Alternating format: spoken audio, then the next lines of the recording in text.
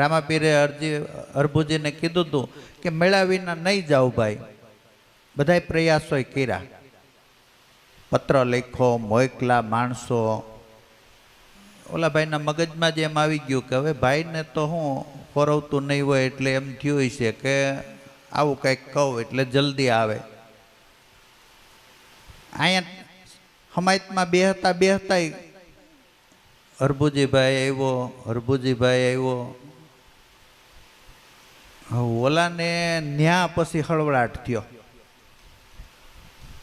કે આડી મને 2 દિવસથી યાદી આવે છે તો હાલ જાઓ. 2 દિવસથી યાદી આવે અહીંયા. હવે એને એમ થયું કે અહીંયા પૂગી જાય તો રસ્તામાં મળ્યા. પ્રતિભાષક સત્તા છે.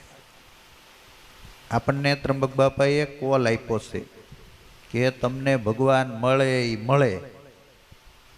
પછી કોના બાપની બીક? એમ કહો કે કોલ એવા અનંતમાં ઉતરેલા પુરુષે આપણને કોલ આપ્યો તમને ભગવાન મળે. હવે આપણે લાયસન્સ પછી શું બીવાનું? 8 પોલીસવાળા હોય, લાયસન્સ ન હોય તો તમે આમ આડાવડા. હવે આપણને કોલ દીધો, વસન દીધું કે ભગવાન મળે. પણ પછી આપણી મશ્ગુલતાથી મહેનત હોવી જોઈએ. તો એવી મહેનત કરતા જુગતી જડે એવું છે. આ ઘર મેં માલ મુલક ભર્યો, જુગતીથી જોગ કમાણા. એનું મળવું કેમ થયું? અને જુગતી હાવ બારીક હોય,